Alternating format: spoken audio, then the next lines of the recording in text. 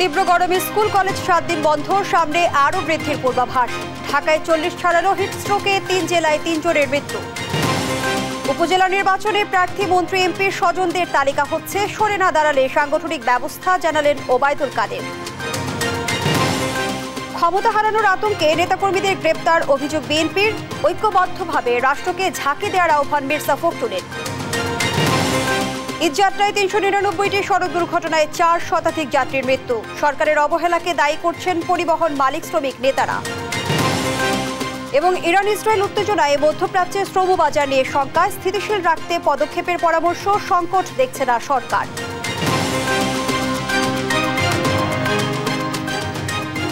সংবাদ সন্ধ্যায় দেখছিলেন একেএস টিম টিভার সংবাদ শিরোনাম, সঙ্গে আছি আমি ফারনাজ জুই। এবারে বিস্তারিত। তীব্র খরতাপে পুড়ছে দেশ। পরিস্থিতির ভয়াবহতায় 7 দিনের জন্য দেশের সকল স্কুল কলেজ বন্ধ ঘোষণা করেছে শিক্ষা মন্ত্রণালয়। এদিকে আবহাওয়া অফিস বলছে, আগামী 2-3 দিনে তাপমাত্রা আরও বাড়তে পারে। হিটস্ট্রোক, ডায়রিয়া, পানিশূন্যতা সহ বিভিন্ন রোগে ভিড় বাড়ছে হাসপাতালগুলোতে। হিটস্ট্রোকে পাবনা, চুয়াডাঙ্গা ও গাজীপুরে মৃত্যু হয়েছে 3 জনের। এ অবস্থায় জরুরি প্রয়োজন ছাড়া শিশু ও বয়স্কদের বাড়ির বাইরে না যাওয়ার পরামর্শ দিয়েছেন স্বাস্থ্যমন্ত্রী। বিস্তারিত হাসান মাহমুদের প্রতিবেদনে। ভারতের পশ্চিমবঙ্গ, বিহার সহ বিভিন্ন রাজ্যে সৃষ্ট তাপপ্রবাহের কারণে রাজধানী ঢাকা সহ দক্ষিণ পশ্চিমাঞ্চলে বেড়ে চলছে তাপমাত্রা। তীব্র গরমে হাঁসফাঁস অবস্থা সাধারণ মানুষের। শনিবার এ মৌসুমের সর্বোচ্চ তাপমাত্রা 42.6 ডিগ্রি রেকর্ড করা হয়েছে যশোরে। আবহাওয়া অধিদপ্তরের তথ্য অনুযায়ী এটি অতি তীব্র তাপপ্রবাহ। এদিন ঢাকায় তাপমাত্রা রেকর্ড করা হয়েছে 40.4 ডিগ্রি। বৈরী আবহাওয়ায় সবচেয়ে বেশি বিপাকে পড়েছেন নিম্ন আয়ের খেটে খাওয়া মানুষ। জীবিকার তাগিদে তীব্র রোদে কাজ করতে হচ্ছে তাদের। গরমে মানুষই করতে পারতেছে না, ক্লান্ত হয়ে যাচ্ছে, মাথা ঘুরে পড়ে যাচ্ছে। অ্যাক্টিভ মারলে ধরেন যে বসে থাকা নাচ্ছে, ধরেন যে যাত্রী নাই রোডে। প্রচন্ড রোদের কারণে পরাগরেণু ঝরে পড়ছে বোরো ধানের, ঝলসে যাচ্ছে গাছ। একদিকে গরম, অন্যদিকে লোডশেডিং এ অতিষ্ঠ হয়ে পড়েছেন সাধারণ মানুষ। রোদের তাপ অনেক বেশি, এতে মানুষের শারীরিক সমস্যা অনেক। আমার কালকের তনে মনে করেন যে জ্বর। রোদের তাপ বেশি জন্য মনে করেন ঠান্ডা হাওয়া খাইতেছি, রোদের ভিতরে মনে করেন খেত কামড় কাজ করতে যাইতে পারি না। আগামী কয়েকদিনে দেশের তাপমাত্রা আরো বাড়তে পারে বলে সতর্ক করেছে আবহাওয়া বিভাগ। সারা দেশে 3 দিনের হিট অ্যালার্ট জারি করেছে আবহাওয়া অধিদপ্তর। যদি বেশিরভাগ জায়গায় থাকে, বাংলাদেশে বেশিরভাগ জায়গায় তাপপ্রবাহ, আমার সেটা শুধু মৃদু না, মাঝারিও না, তীব্র হয়ে গেছে। যদি 42-এর বেশি উঠে সেটাকে আমরা অতি তীব্র বলবো, তখন সেটা আরও ডেঞ্জার পর্যায়ে চলে যাবে। এখন আমি যদি দেখি যে সামনের 2-3 দিন মোটামুটি এই অবস্থা থাকতে পারে, তো আমি একটা ওয়ার্নিং ইস্যু আমাকে করতে হয়। তীব্র গরমে সারা দেশের হাসপাতালে বাড়ছে হিট স্ট্রোক, ডায়রিয়া, পানিশূন্যতা সহ বিভিন্ন রোগীর সংখ্যা। এ অবস্থায় শিশু ও বয়স্কদের খুব প্রয়োজন ছাড়া বাড়ির বাইরে না যাওয়ার আহ্বান জানিয়েছেন স্বাস্থ্যমন্ত্রী। আমাদের কিছু নির্দেশনা আছে স্বাস্থ্য অধিদপ্তর থেকে, সেগুলো সব জায়গায় দেওয়া হবে, যেন বয়স্ক এবং শিশুদের জন্য, যেন যারা বয়স্ক এবং শিশু তারা যেন প্রয়োজন না থাকলে ঘরের বাইরে না যায়। সারা দেশে বয়ে চলা তীব্র তাপপ্রবাহের কারণে স্কুল কলেজ 7 দিনের ছুটি ঘোষণা করেছে শিক্ষা মন্ত্রণালয়। ঈদের ছুটি শেষে রোববারের পরিবর্তে 28 এপ্রিল স্কুল কলেজ খুলবে বলে জানায় মাধ্যমিক ও উচ্চ মাধ্যমিক শিক্ষা অধিদপ্তর। হাসান মাহমুদ, দেশ টিভি, ঢাকা। এদিকে তীব্র গরম থেকে বাঁচতে অনেকেই ঝুঁকছেন এসি ও ফ্যানের দিকে। এতে করে অনেকেই ঝুঁকছেন রাজধানীর ইলেকট্রনিক মার্কেটে। এতে বেড়েছে এসি ও ফ্যানের চাহিদা, আর এই সুযোগে বাড়তি দাম রাখছেন বিক্রেতারা। মাজহারুল ইসলামের রিপোর্ট। টানা কয়েকদিনের তীব্র তাপপ্রবাহে অতিষ্ঠ জনজীবন। এমন অসহনীয় তাপমাত্রায় জনজীবন যখন অতিষ্ঠ, তখন প্রচণ্ড ভিড় বাড়ছে এসি ফ্যান এবং চার্জার ফ্যানের দোকানগুলোতে। বিক্রেতারা বলছেন, স্বাভাবিক সময়ের তুলনায় বেড়েছে বিক্রি। বর্তমান সিচুয়েশনে 30 থেকে 40% শীতাতপ বাতাসের এসির চাহিদা আমাদের বেড়েছে আর কি। গরম বাড়ছে, এখন কোম্পানি রেট ওই রকম বাড়ায় দেয়, প্রত্যেক মাসে 2000-3000 টাকা করে বাড়ায় দেয়। চাহিদা তো প্রচুর বাড়ছে, চাহিদা অনুপাতে কাস্টমারদেরকে দিতে পারতেছি না, কোম্পানির কাছে প্রোডাক্ট নেই। প্রত্যেক প্রোডাক্টেরই আপনার 300-400 করে দাম বাড়ছে, বিশেষ করে চার্জার ফ্যান এগুলাতে। অভিযোগ আছে, চাহিদা বৃদ্ধির সাথে সাথে দাম বাড়িয়েছে কোম্পানিগুলো, যার ফলে বিপাকে পড়েছেন ক্রেতারা। মান বেঁধে চার্জার ফ্যানের দাম বেড়েছে 500 থেকে 2000 টাকা পর্যন্ত। অনেক লোডশেডিং হচ্ছে আর গরমে থাকা যাচ্ছে না, তাই চার্জার ফ্যান নিতে আসছি, কিন্তু এসে দেখতেছি অনেক দাম, কম্পারেটিভলি অনেক দাম। তো এখন দেখি কিনতে পারি কিনা। এসি কিনতে আনছিলাম এবং দেখলাম যে দাম প্রাইসটা অনেক বেশি। যার জন্য এই মুহূর্তে এটা নেওয়া সম্ভব না। অনেক দোকান ঘুরে দেখলাম, একটু তুলনামূলকভাবে বেশি মনে হচ্ছে আর কি। রাজধানীর বাহিরে তাপমাত্রা বৃদ্ধি এবং ঘন ঘন লোডশেডিং হওয়ায় বিপাকে পড়েছেন মানুষজন। এমন অবস্থায় স্বস্তির বৃষ্টির আশায় আছেন সবাই। মাজহারুল ইসলাম, দেশ টিভি, ঢাকা। প্রচণ্ড গরমে অতিষ্ঠ সারা দেশ। এ অবস্থায় জনমানুষ স্বস্তি খোঁজার চেষ্টা করছেন ফুটপাতে শরবতে। তবে অস্বাস্থ্যকর পরিবেশে তৈরি সহজলভ্য এসব শরবত সৃষ্টি করছে মারাত্মক স্বাস্থ্য ঝুঁকি। বিশেষজ্ঞরা বলছেন, এসব শরবত গরম থেকে সাময়িক স্বস্তি দিলেও এতে রয়েছে নানা রোগে আক্রান্ত হওয়ার শঙ্কা। বিস্তারিত শাহিদুজ্জামান সাকিবের প্রতিবেদনে। কাঠফাটা রোদ আর তীব্র গরমে স্বস্তির জন্য ঠান্ডা শরবতের জুড়ি নেই। তবে ফুটপাতে বিক্রি হওয়া এসব সহজলভ্য শরবত স্বাস্থ্যের জন্য কতটা ক্ষতিকর সে বিষয়ে উদাসীন সাধারণ মানুষ।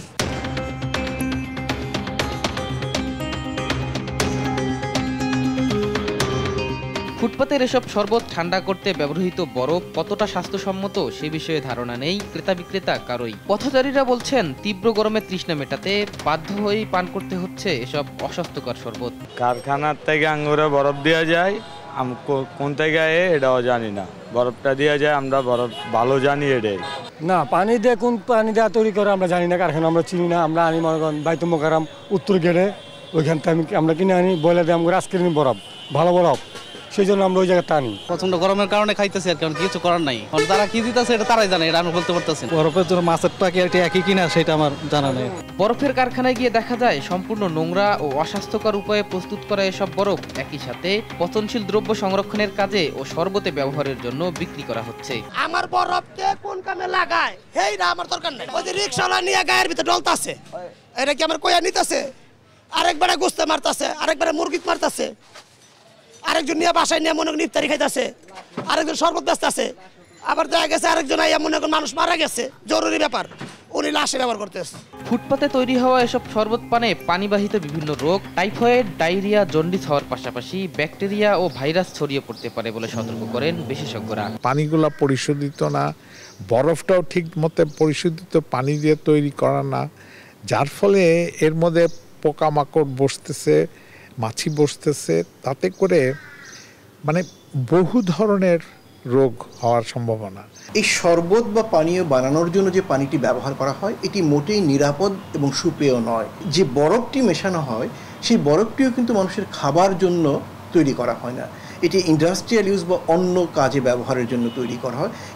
এটিতেও নিরাপদ এবং সুপেয় পানি ব্যবহার করা হয় না। এছাড়া এই শরবতগুলোকে মিষ্টি করার জন্য চিনির বদলে বেশিরভাগ ক্ষেত্রেই ঘন চিনি নামে এক ধরনের রাসায়নিক ব্যবহার করা হয়, যেটিও শরীরের জন্য কোনো মতেই স্বাস্থ্যকর না। এভাবে সরাসরি ট্যাপের পানি দিয়ে তৈরি হওয়া বরফ সাধারণত ব্যবহৃত হয় মাছ সহ পচনশীল দ্রব্য সংরক্ষণে। তবে এই বরফ দিয়েই তৈরি হচ্ছে ঠান্ডা শরবত, যা মানবদেহে তৈরি করছে মারাত্মক স্বাস্থ্য ঝুঁকি। শাহিদুজ্জামান সাকিব, দেশ টিভি, ঢাকা। এবার অন্যান্য প্রসঙ্গ। দলীয় প্রধানের নির্দেশনা অনুযায়ী উপজেলা নির্বাচনে প্রার্থী মন্ত্রী এমপিদের আত্মীয় স্বজনের তালিকা করা হচ্ছে বলে জানিয়েছেন আওয়ামী লীগ সাধারণ সম্পাদক ওবায়দুল কাদের।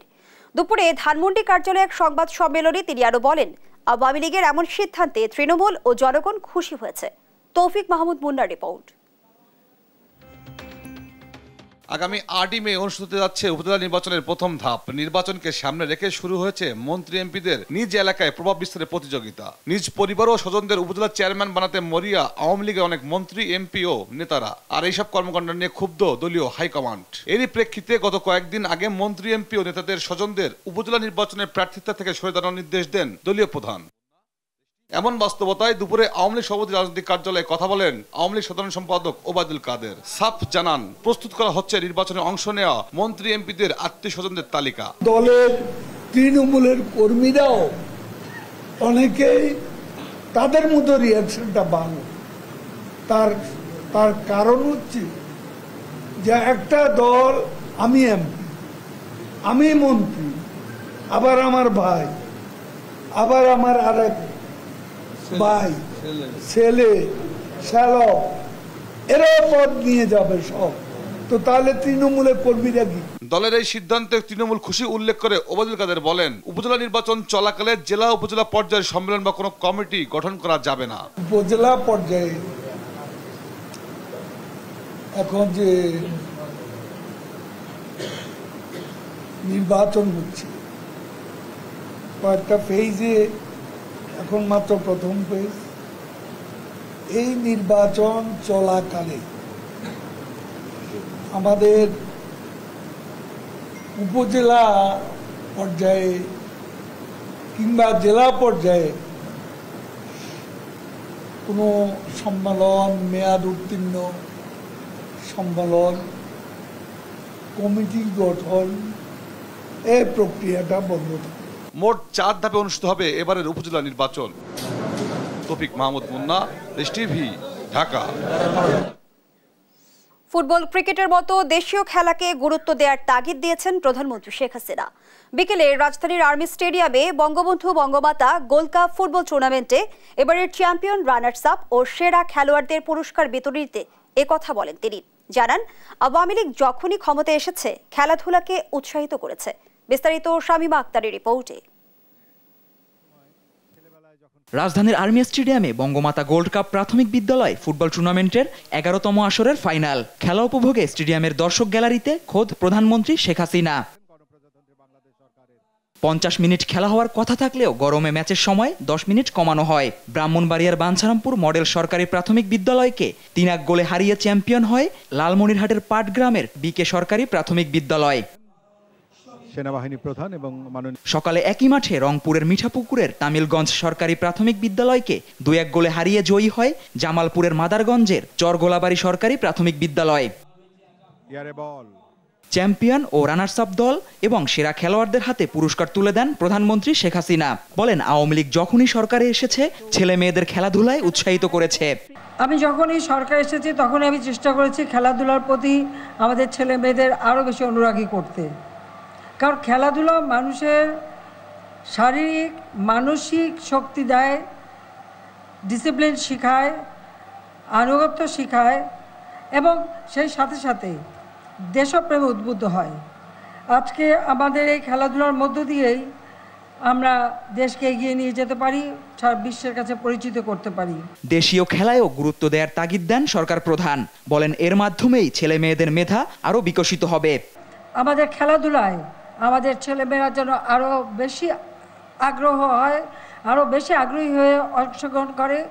আমাদের দেশীয় খেলাগুলিকেও সমানভাবে সুযোগ দিতে হবে, কারণ দেশীয় খেলাগুলির মধ্য দিয়েই আমাদের ছেলে মেয়েদের আরও মেধা বিকাশের সুযোগ হবে। সব উপজেলায় আওয়ামী লীগ সরকার খেলাধুলার ব্যবস্থা করেছে বলেও জানান প্রধানমন্ত্রী। প্রত্যেকটা উপজেলায় খেলাধুলার জন্য একটা সুযোগ সৃষ্টি হয়, সেই ব্যবস্থাটা আমরা করেছি। জুবায়ের রাজিন, দেশ টিভি, ঢাকা। দুঃশাসনের দানবকে হটাতে ঐক্যবদ্ধভাবে রাষ্ট্রকে ঝাঁকিয়ে দেওয়ার আহ্বান জানিয়েছেন বিএনপি মহাসচিব মির্জা ফখরুল ইসলাম আলমগীর। রাজধানীতে ডাক্তার জাফরুল্লাহ চৌধুরীর স্মরণ সভায় তিনি কথা বলেন। ফখরুল জানান, ভয়াবহ দুঃশাসনের জাতাকলে দেশ। অবলীলায় বিরোধী নেতাকর্মীদের গুম খুনের পর সরকার বলছে তারা পালিয়ে গেছে। দেশে এখন মুক্তিযুদ্ধের চেতনার লেশমাত্র নেই। বিএনপি মহাসচিব অভিযোগ করেন, বিচার বিভাগকে দলীয়করণ, এমনকি অর্থনীতি ও রাজনৈতিক ব্যবস্থাকে ধ্বংস করে ফেলেছে ক্ষমতাসীন আওয়ামী লীগ সরকার।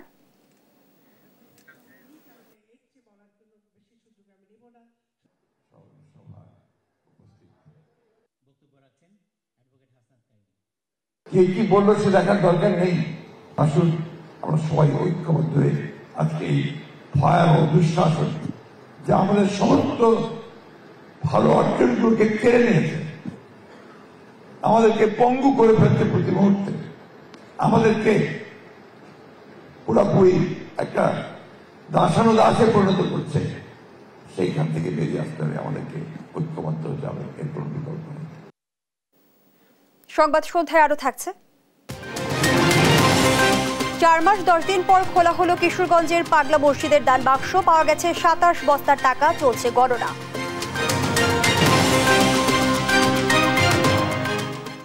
ঈদে সড়ক, নৌ ও রেলপথে 419 দুর্ঘটনায় প্রাণ গেছে অন্তত 438 জনের, আহত আরও 1424 জন। এ তথ্য জানিয়েছেন যাত্রী কল্যাণ সমিতির মহাসচিব মোহাম্মদ মোজাম্মেল হক। পরিবহন শ্রমিক মালিক নেতারা বলছেন সরকারের অব্যবস্থাপনার কারণে সড়কে প্রাণ ঝরছে। তবে বিআরটি এর দাবি সড়কে স্বস্তি ফিরিয়ে আনতে কাজ করছেন তারা। বিস্তারিত ফজলে আদিত্যের রিপোর্টে।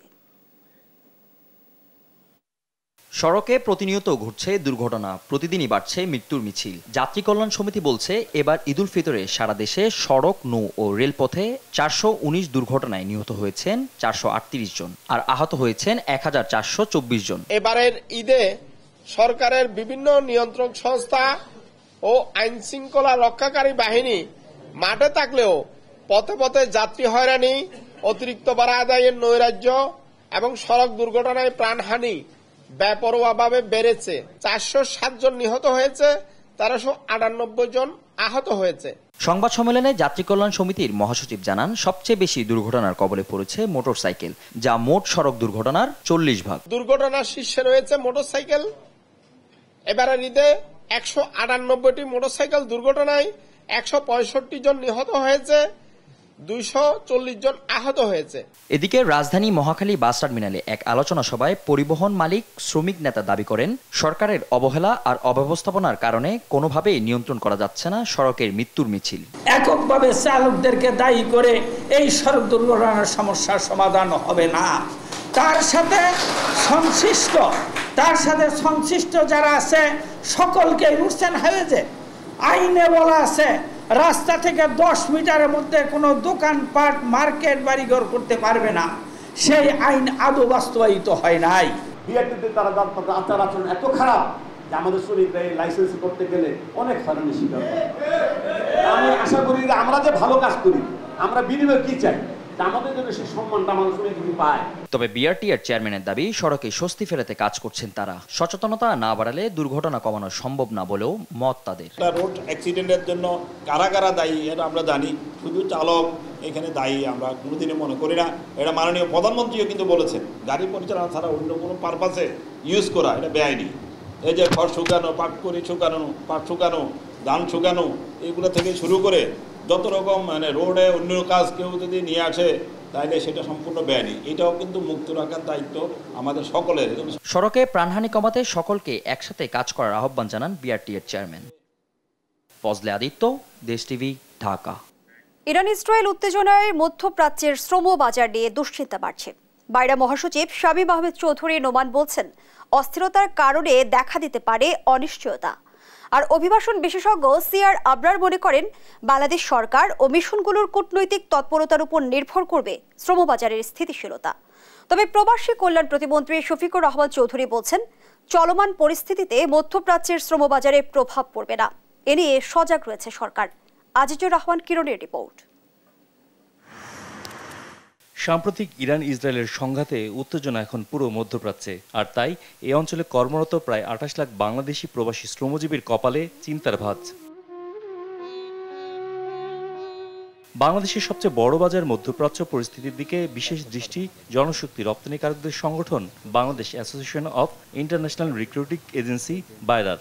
সংগঠনটির মহাসচিব মনে করেন উদ্ভূত পরিস্থিতির কারণে কাজ হারাতে পারে অনেকেই। ভেরি ডিফিকাল্ট ফর আস এইসব চ্যালেঞ্জ মোকাবেলা করা, কারণ আমাদের ফিনান্সিয়াল একটা বড় রকমের শর্টেজ রয়ে গেছে। ইন্টারন্যাশনাল কমিউনিটির মধ্যে যে যদি ভয়েস রেজ, কারণ আমরা যে সেন্ডিং কান্ট্রি হিসেবে আমাদের একটা বড় রাইট রয়ে গেছে, সেটা যদি সেখানে জায়গায় যদি এইসব জায়গাগুলো তোলা সম্ভব হয়, যে এই ধরনের এই জব ডিসপ্লেসমেন্ট হয়ে যাবে, ইকোনমিক প্রবলেম হয়ে যাবে, এবং আমরা as a sending country will suffer lot. So এই যে হিউম্যান একটা বড় হয়ে যাবে, এই ক্ষেত্রে আমার মনে হয় অবশ্যই ফান্ড মিনিস্ট্রি এই ব্যাপারে কার্যকর ভূমিকা রাখবেন বলে আমি বিশ্বাস করি। 90 দশকের শুরুতে ইরাক কুয়েত যুদ্ধের উদাহরণ টেনে অভিবাসন বিশেষজ্ঞ সিআর আবরার বলছেন এবারও অনেক শ্রমিক কাজ হারাতে পারেন। এই অবস্থায় সরকারকে এখনই সতর্ক হওয়ার আহ্বান জানান তিনি। এফেক্টিভ কূটনীতির মাধ্যমে এবং এই শ্রমবাজারকে যেন আমরা ধরে রাখতে পারি এবং আরও যেন সামনের দিকে এগিয়ে নিতে পারি এই মধ্যপ্রাচ্যে, তার জন্য এবং যে বিভিন্ন এই both private sector as well as government এবং ইন্টারগভর্নমেন্টাল কোঅর্ডিনেশনের মাধ্যমে সেখানে সংশ্লিষ্ট মন্ত্রণালয়গুলো কোঅর্ডিনেশন করে অবশ্যই এখানে আমাদেরকে নিতে হবে, উদ্যোগ আমাদেরকে নেওয়া দরকার। এই মধ্যপ্রাচ্যের বাজারগুলো যদি এখানে বিপর্যয় হয় তাহলে অবশ্যই এখানে বিকল্প বাজারের ক্ষেত্রে আমাদের যথেষ্ট যত্নশীল হওয়া দরকার। প্রধানমন্ত্রীর নির্দেশনা মেনে সরকার বিষয়টিকে সর্বোচ্চ গুরুত্ব দিয়ে কাজ করছে বলে জানালেন প্রবাসী কল্যাণ প্রতিমন্ত্রী। এখানে কোনো সমস্যার কারণ নেই, এটার কোনো প্রভাবও ফেলবে না। আমার মনে হয় আমাদের যে সম্পর্ক আছে মধ্যপ্রাচ্যের সাথে সেটা বহাল থাকবে এবং শ্রমবাজারও ঠিক থাকবে। প্রতিমন্ত্রী জানান, এরই মধ্যে অগ্রাধিকার ভিত্তিতে কাতার, দুবাই, ওমান সহ সৌদি সরকারের সঙ্গে ধারাবাহিক আলোচনা চালিয়ে যাচ্ছে সরকার। আজিজুর রহমান কিরণ, দেশ টিভি, ঢাকা। আন্তর্জাতিক অঙ্গনের খবর। ইরানের সঙ্গে ইসরায়েলের দ্বন্দ্বে নিজেদের জড়াতে চায় না যুক্তরাষ্ট্র, এমন মন্তব্য করে মার্কিন পররাষ্ট্রমন্ত্রী অ্যান্টনি ব্লিংকেন দাবি করেছেন ইরানের ইস্পাহান প্রদেশে তেল আবিবের হামলায় ওয়াশিংটনের কোনো হাত নেই। এদিকে ইরানের সামরিক বাহিনীর এক শীর্ষ কমান্ডার হুঙ্কার দিয়ে বলেছেন, ইরানের দিকে চোখ তুলে তাকালে পরিণতি আগের চেয়েও আরও ভয়াবহ হবে। আরও জানাচ্ছেন লুৎফর কবির।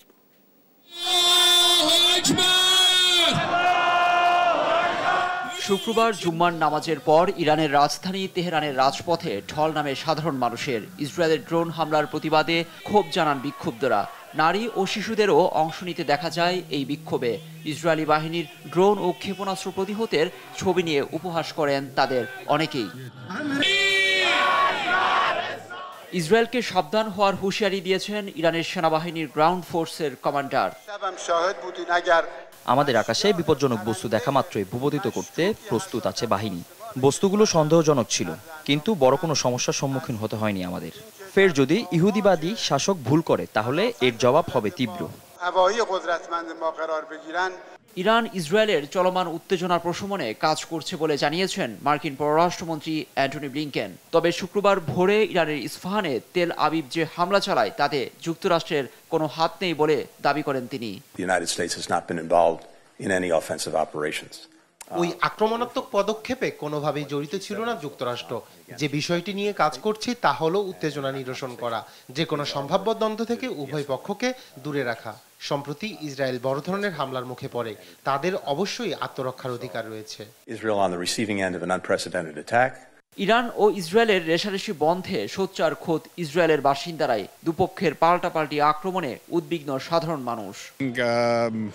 We have to wait and to see what will come. We are very worried about the situation. তবে ইরান ইসরায়েল ইস্যুতে জুম্মার নামাজের পর সাংবাদিকদের প্রশ্নে ভিন্ন কথা বলেছেন তুর্কির president Erdogan.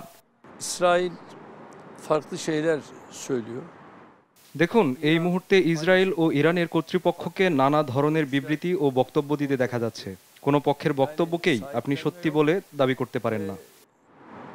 Konuyla ilgili de gerçekten şöyle গেল 1 এপ্রিল দামেস্কে ইরানি কনসুলেটে হামলা চালায় ইসরায়েল। এতে বেশ কয়েকজন হতাহত হন। এ নিয়ে পাল্টা ইসরায়েল অভিমুখে আক্রমণ চালায় ইরানি বাহিনী। জবাবে ইসরায়েলও ইরানের পারমাণবিক অধ্যুষিত ইস্পাহান প্রদেশে ড্রোন হামলা চালায়। এ নিয়ে তুমুল উত্তেজনা দেখা দিয়েছে মধ্যপ্রাচ্য জুড়ে। লুৎফর কবির, নিউজ ডেস্ক, দেশ টিভি।